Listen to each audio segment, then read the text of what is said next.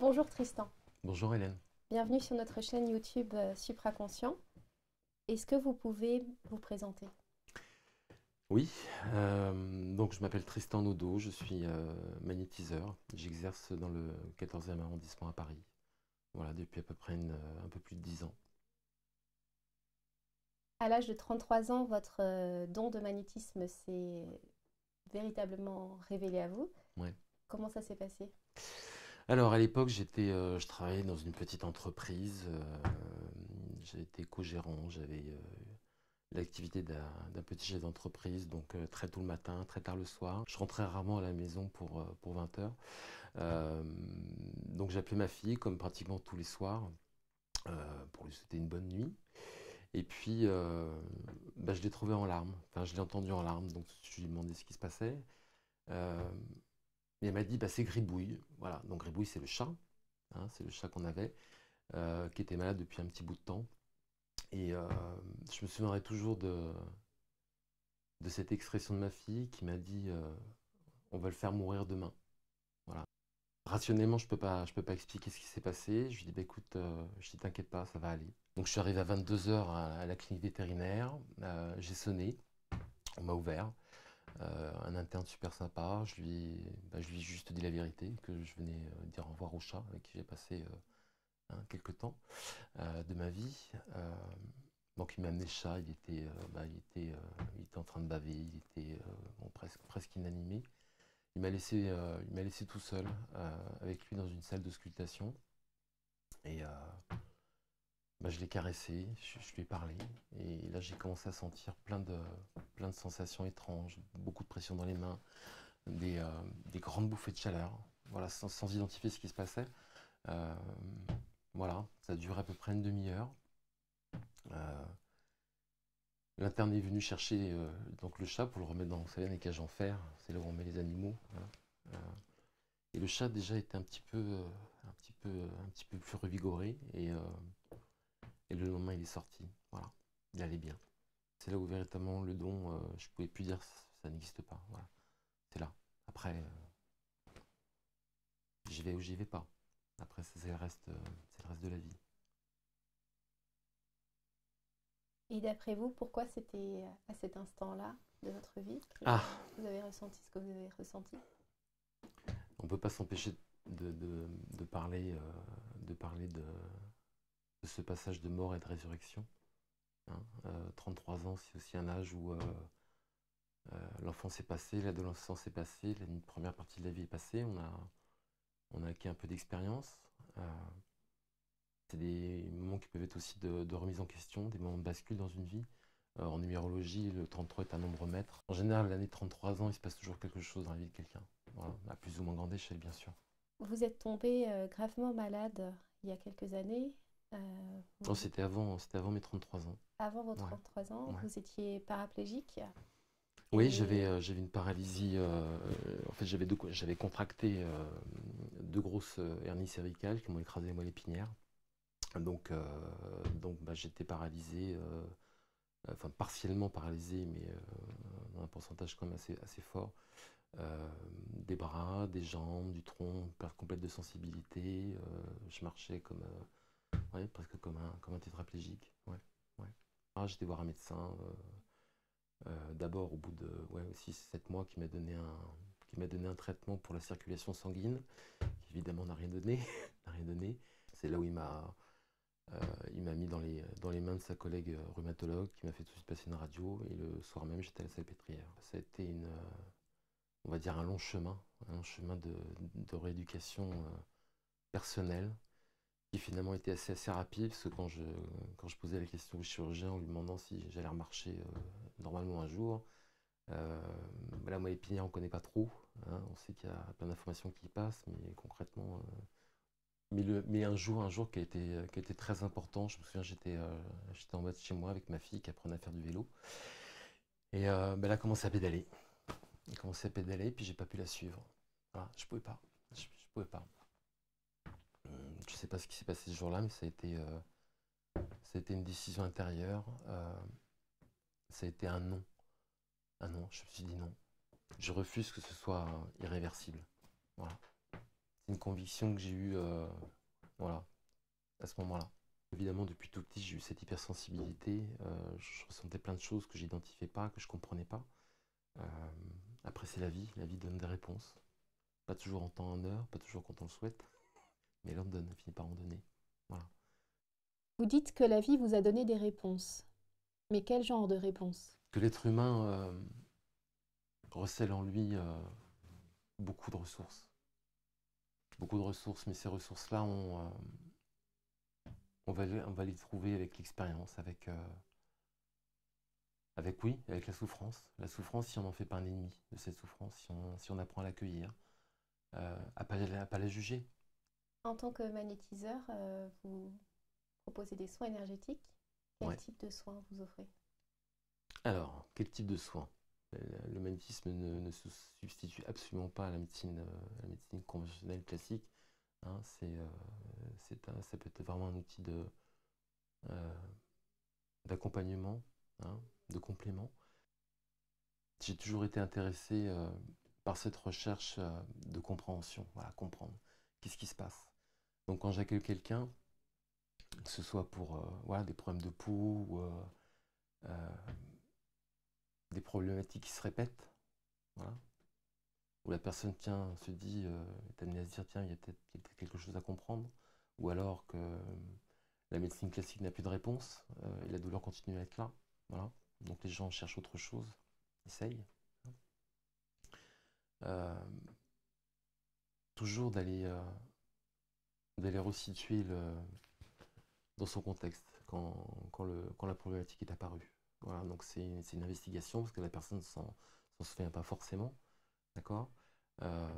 Mais petit à petit, voilà, en l'amenant à essayer de se replacer dans le contexte où ça s'est passé, s'il y a eu des événements dans sa vie, un choc émotionnel, un choc physique, mais un choc physique est aussi un choc émotionnel, et ben on peut être amené à essayer d'arriver à l'essence. Voilà. Et techniquement, vous utilisez vos mains pour soigner? Oui, j'utilise mes mains, j'utilise beaucoup la prière. Alors pour parler d'un point de vue purement rationnel, même s'il y a il y a plein d'ouvrages qui existent sur le magnétisme, sur l'ouverture de conscience, sur voilà, même des chercheurs en neurobiologie, hein, qui comprennent de plus en plus l'influence de la pensée sur le corps, hein, qui valide de science scientifique l'influence de la pensée sur le corps. Le magnétiseur est quelqu'un qui a voilà, une hypersensibilité. Donc un être humain n'est pas simplement un morceau de chair. Voilà, on a un champ d'énergie. Ce champ d'énergie, tout le monde le connaît. Après, voilà, c'est un travail de ressenti. Et le magnétiseur intervient dans cette dimension subtile de l'être. Où je me relie à cette force. Alors, cette force, qu'est-ce que c'est que cette force? Il y en a qui appellent Dieu, il y en a qui l'appellent la force, comme dans Star Wars, la source, l'énergie. Le Coran lui donne 99 noms. Euh, voilà, à cette dimension qui nous dépasse, mais qui est à la fois, quand on rentre sur ce chemin d'ouverture de conscience, de soi, qui devient quelque chose de palpable, de très concret. Est-ce qu'il existe un risque d'attraper des énergies d'autrui quand vous faites un soin et comment vous faites pour vous protéger? Euh, Quand on fait un soin, oui, mais même quand on parle à quelqu'un, quand vous pouvez parler à quelqu'un, vous pouvez vous sentir mal après. Vous appelez un ami vous appelle, il vous raconte ses malheurs. Bah après, si vous observez bien, vous allez vous sentir peut-être fatigué, pas bien, peut-être mal au ventre, prostré. euh, voilà, différents symptômes qui expriment cet échange d'énergie qu'il y a eu. Voilà, hein, c'est concret là, ce qui se passe. Hein. Pour vous relier à un plan de conscience supérieur, cette force dont vous parlez, vous y accédez notamment par la prière? Oui, oui. Ah, vous voulez des recettes? Alors, bah, une prière très très simple qui n'a pas spécialement de connotation religieuse. Euh,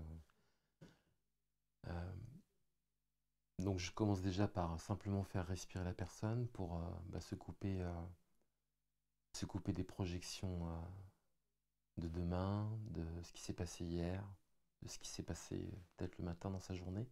Quand on a un choc, quand on a une tension, une contrariété, on ne s'en rend pas compte parce qu'on s'est tellement coupé de notre corps. On est dans une société, on dit mental, très mental, très mental. Ah oui, les gens sont coupés de leur corps. Mais qu'est-ce que ça veut dire? Ça veut dire qu'on est coupé de son ressenti. Évidemment, on ressent un malaise, mais on ne sait pas trop pourquoi. Euh, alors qu'il suffit juste d'observer que, bah oui, quand on a une contrariété, il y a quelque chose qui se passe. Voilà. À l'intérieur du corps, ça se rétracte, ça se resserre. On est nourri, on a le cœur qui serre, on a mal au ventre, on gonfle même des fois. Voilà. Euh, Parce qu'en fait, l'oxygène est bloqué, ça ne circule plus. Voilà. Donc la respiration va justement aider à amener un nouvel air pour sentir que petit à petit, bah, le rythme cardiaque va ralentir. Voilà, qu'on va arriver à un certain calme. Voilà, une certaine sérénité. Et là, je demande simplement à la personne, intérieurement, euh, de dire simplement, je me relie à la dimension la plus sacrée et la plus libre de mon être. Et il y a quelque chose qui se passe. Alors évidemment, tout le monde n'a pas le même ressenti. Après, le ressenti, ça peut aussi augmenter au fur et à mesure des séances. Derrière le mot divin, de force, dont vous parlez, il y a l'idée de conscience.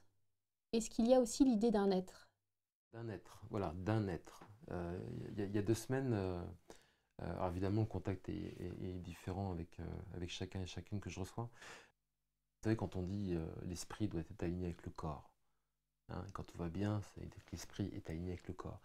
Effectivement, je peux pas dire que euh, je reviens à cette densité subtile, voilà, de l'être humain, où je sens des décalages, voilà, entre cette dimension physique et cette dimension subtile. Je me souviendrai, enfin, il y a beaucoup de séances qui me reviennent de temps en temps, moments qui se sont passés où, à un moment donné, je me suis même observé en train de, en train de faire des gestes et en train de me demander, je dis, mais qu'est-ce que tu es en train de faire? Ça m'était venu spontanément, comme l'idée d'aller voir ce chat m'était venue spontanément. Voilà. Et puis, peut-être peut-être quelques semaines ou quelques mois plus tard, je voyais un reportage sur certaines tribus de guérisseurs en Amazonie qui faisaient le même genre de gestes. J'ai jamais vu ce reportage, donc ouais, il y a différents niveaux de conscience aussi, ouais, différents plans, différents niveaux d'information. Donc oui, je pense qu'il y a une conscience universelle, une source qui n'est pas un être, qui peut avoir différentes formes. Et il y a des gens qui veulent plus entendre parler de Dieu, en tout cas de Dieu, voilà, comme on l'appelle. Alors voilà, j'essaie de les amener à comprendre ce que moi j'ai compris. Voilà, que Dieu, voilà, encore une fois, qu'on appelle l'énergie, qu'on appelle cette force vitale, le ki, les Chinois, etc. Tout ça pour moi c'est la même chose. C'est la même chose. Et c'est véritablement une dimension euh, de nous-mêmes aussi. Voilà, c'est l'infiniment grand et l'infiniment petit. Voilà. L'imposition des mains pour soulager la douleur, guérir un malade, Ouais. semble avoir été l'une des premières techniques thérapeutiques employées par l'homme. Mhm. La première allusion à cette méthode remonte en Haute-Égypte il y a 3500 ans. Un papyrus avait été retrouvé où il était écrit Pose ta main sur la douleur et dis très fort que la douleur s'en aille. Est-ce que, selon vous, prononcer ce genre de phrase peut suffire à guérir? Euh, oui et non. Et non. Encore une fois, ça dépend de. C'est une rencontre. Voilà, une rencontre avec l'autre avec ses croyances, avec ses limitations, avec ce qu'il est prêt à entendre, ce qu'il n'est pas prêt à entendre. Ça va peut-être paraître bête, mais faire grandir cette dimension d'amour en soi. Voilà, l'amour, mais pas l'amour émotionnel, euh, pas la pulsion. L'amour avec un grand A, ça veut dire déjà accueillir l'autre complètement dans sa différence, dans ce qu'il est, ne pas le juger. Euh, c'est une interaction qui se passe avec la personne que je reçois. Voilà, un échange, un échange. Euh, Après, oui, quand je passe, quand je commence le soin sur le corps, je vais sentir différentes zones de blocage, euh, sentir que l'énergie circule mal ou qu'il y a une densité trop importante. Voilà, notamment par exemple des gens qui viennent me voir aussi pour des migraines à répétition. Euh, Même si, bah oui, un cachet d'aspirine c'est bon aussi, hein, bien sûr. Bien sûr, mais à partir du moment où ça se répète, où ça s'installe et que bah, les médicaments qu'on a peut-être l'habitude d'utiliser n'officient plus, les gens vont être peut-être amenés à chercher à se soulager et c'est bien normal. Voilà. Quand je mets ma main, par exemple, autour de la tête de la personne, mais oui, c'est un casque, c'est vraiment un casque. Voilà, c'est là, et c'est pour moi, c'est quelque chose de bien réel dans le ressenti. Dans le ressenti. Et même la personne est amenée à prendre conscience de, ah bah oui, tiens, j'ai senti parce que c'est là. Voilà. Grâce à des techniques d'expansion de conscience, et grâce à votre ressenti, Oui. vous permettez aux gens d'aller voir ce qui s'est passé dans leur vie antérieure. Mm. Est-ce que vous avez un exemple de régression qui aurait permis à votre patient de se guérir d'un mal?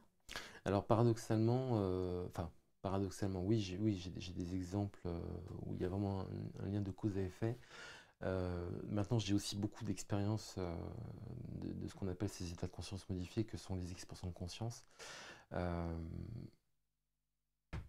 où la personne allait vivre quelque chose qui n'avait pas forcément rapport avec la problématique pour laquelle elle venait.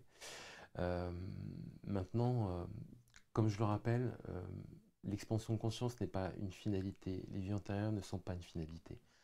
Euh, je sais bon, voilà, il y a de plus en plus de gens qui pratiquent, enfin depuis longtemps, hein, les régressions. Le but, c'est pas d'aller nourrir, entre guillemets, l'ego, de savoir si on a été ceci ou si on a été cela. C'est d'essayer de sentir ce qui se passe. Parce que les gens sortent du ressenti, on va dire, habituel de leur corps. Ils sont là, ils sont tout à fait conscients. Euh, mais alors encore une fois, tout le monde n'y arrive pas. Moi, si vous saviez le nombre de séances qu'il m'a fallu pour arriver à ressentir quelque chose, enfin, en tout cas, d'avoir des images ou des sensations autres que celles évidemment que j'avais depuis longtemps. Voilà, j'avais un mental qui était très très fort, qui voulait pas lâcher, pas lâcher, pas lâcher. Bon, puis à force de conviction, de détermination, d'appel aussi, hein, d'appel, bah voilà, il s'est passé des choses. Donc voilà, la personne est vraiment amenée à, à sentir, bah voilà, physiquement cette autre dimension d'elle-même, quelque chose de plus grand. Voilà, c'est la première chose que j'essaie de leur faire observer, c'est comment vous ressentez votre corps. Voilà. Je suis pas là pour suggérer, voilà, parce que j'entends des fois, ça me dérange un petit peu, des personnes que je reçois, qui sont revenues et qui ont déjà fait une expérience de régression avec d'autres personnes, et qui disent, on m'a dit que j'ai été ci ou que j'ai été ça. Euh, Voilà, c'est les gens, c'est les personnes eux-mêmes qui vont chercher voilà, les informations. Voilà, moi je suis que le pilote. Voilà, je fais monter, j'accompagne et je ramène. Voilà, la personne vit après ce qu'elle a à vivre. Voilà. Parmi les vies antérieures que vous avez explorées, vos propres vies antérieures, Ouais. il y en a une qui vous a beaucoup plu. Vous étiez une jeune femme jugée simplette par Mm. la population environnante et vous étiez dans un état de béatitude permanent. Est-ce que vous pensez que c'est parce qu'aujourd'hui on mentalise beaucoup et qu'on est moins dans le ressenti qu'on est plus amené à souffrir? Alors, qu'est-ce que c'est mentaliser? Qu'est-ce que c'est que penser? Hein? Qu'est-ce que c'est que penser? Encore une fois, par quoi, par quoi sont inspirées nos pensées? Voilà. Je pense que c'est vraiment le cœur du débat. Si vous, si vous passez votre temps à nourrir des pensées négatives, des pensées de jugement, des pensées de comparaison déjà vis-à-vis de vous-même, ce n'est pas sans conséquence. J'ai observé aussi que, et ça c'est un exercice que je fais faire aussi en séance, euh, de faire entrer justement la personne dans la conscientisation de cette pensée, justement de faire vivre en conscience l'impact physique que cette pensée a sur le corps. Donc encore une fois, je fais respirer la personne, Et puis je lui demande, juste une fois, intérieurement, de prononcer cette parole en elle. C'est incroyable ce qui se passe. C'est incroyable. Hein, parce que, alors moi je le vois évidemment, je vois la personne des fois grimacer, mais je lui demande d'exprimer ce qu'elle ressent. Euh, voilà, j'ai mal au cœur. Elle sent physiquement qu'il se passe quelque chose. Voilà, et je lui dis, vous voyez, une seule pensée a généré ça. Et là, vous l'observez. Regardez le nombre de fois dans votre vie où vous avez nourri ce type de pensée, où votre corps a reçu l'impact et la vibration de cette pensée. Et j'ai remarqué aussi qu'il n'y a aucune différence entre soi et l'autre. Voilà, parce que je lui fais faire cet exercice avec une pensée qu'elle a vis-à-vis d'elle-même, mais je lui fais faire aussi cet exercice avec une pensée vis-à-vis d'autrui. Voilà. Le corps ne fait pas la différence, il reçoit juste l'information, la vibration. Ombre ou lumière. Pensez-vous qu'on puisse intentionnellement et consciemment changer ses pensées? Se créer des pensées positives, par exemple. Euh, on peut décider en tout cas. On peut le décider parce que c'est d'abord une. Le bien-être, c'est d'abord une décision. Voilà. Euh, Après, il y a un proverbe que j'adore, que je sors souvent en séance, et qui est pour moi vraiment riche d'enseignements, c'est méfie-toi de tes paroles, car elles deviendront tes pensées. Méfie-toi de tes pensées, car elles deviendront tes actes. Et méfie-toi de tes actes, car elles deviendront ta destinée. Quel type de pensée vous nourrissez dans votre vie? Quel type de pensée? Beaucoup de personnes cherchent à s'auto-guérir et à développer leur don de magnétisme. Ouais. Est-ce que vous auriez des conseils, même si vous n'êtes pas très adepte des recettes? Non, je suis pas adepte, vous l'avez remarqué. Euh, des conseils. Ne pas se juger, ne pas se juger. Vraiment, vraiment, j'insiste sur cette notion. Euh, on se compare, les gens se jugent, les gens se culpabilisent. Parce que peut-être qu'ils ont entendu leur père leur dire non, faut pas faire ci, non, faut pas être comme ça, ou faut être comme ça. Euh, on se crée des images, on se crée des croyances. Euh, et que finalement, quand on échange, quand on parle, on se rend compte de ce que la personne nourrit vis-à-vis d'elle-même, de tous ces jugements qu'elle a vis-à-vis d'elle-même.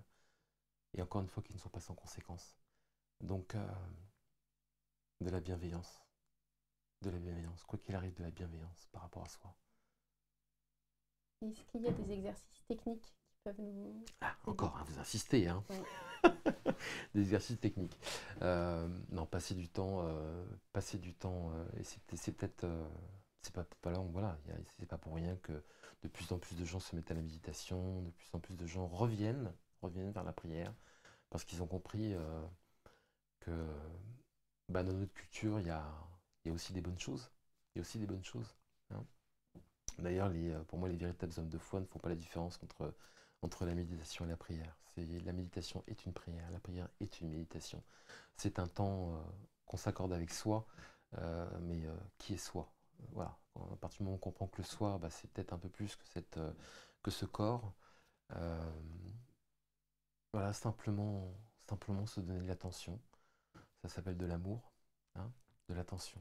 Voilà. Et d'observer ce qui se passe, apprendre à se connaître, apprendre à se ressentir. Et en apprenant à se ressentir et justement en faisant ce travail d'observer nos émotions, d'accueillir nos émotions, euh, plus on va rentrer dans cette découverte de soi, plus on va... Et ça va se faire naturellement. On va faire la différence entre ce qui nous appartient et voilà, ce dont je parlais tout à l'heure, les émotions des autres qui nous impactent, qu'on ressent. Vous pouvez changer... vous pouvez changer d'humeur simplement en croisant quelqu'un, sans le connaître. Après, voilà, on n'apprend pas à faire du vélo en 3 jours, un arbre ne pousse pas en un mois. Ça se travaille, ça se travaille. Donc il faut y aller doucement au départ. Voilà, même si c'est que 3 minutes. 3 minutes, vous passez 3 minutes dans ce temps. Voilà, puis peut-être que le jour d'après, vous aurez envie de faire 5, puis après 10. Puis peut-être que vous accorderez un petit peu plus de temps dans cette prière, dans cette méditation avec vous. qui vous fera forcément descendre la pression, voilà, avec cette respiration aussi, et qui commencera concrètement à apaiser quelque chose en vous et dans votre vie, dans vos rapports avec les autres. Est-ce qu'il y a une expérience mémorable, Oh, meilleure qu'une autre en tant j'en que j'en ai, magnétiseur j'en ai plein, j'en ai plein, ouais, j'en ai tellement, tellement. Vous voulez nous les partager? Ah non, là, ce sera le sujet pour une autre interview, peut-être, ou peut-être un livre, mais rien que la grâce que j'ai tous les jours, voilà, d'accueillir des gens, euh, d'apaiser mon prochain, de vivre ce moment de partage, ce moment de confidence, sur ce que les gens ont du mal à confier parce qu'ils pensent qu'ils vont être jugés ou ils vont penser qu'ils sont pas normaux. Ça n'existe pas, ce mot, pas normal. On est dans un monde normé, justement, il y a de plus en plus de gens qui se disent bah non, ces normes ne me conviennent pas, même s'il y en a pour régir une bonne entente entre les êtres humains. Il faut des normes, mais il n'y a pas un modèle d'être humain, il y a pas un modèle d'être. Il y a simplement une différence qu'on est prêt ou pas à accueillir, vis-à-vis de soi ou vis-à-vis de l'autre. Et enfin, Hmm. qu'est-ce qui vous rend le plus heureux dans votre vie? Ah bah je vous l'ai dit, ce que je fais tous les jours, voilà la grâce que j'ai de recevoir, et ma fille.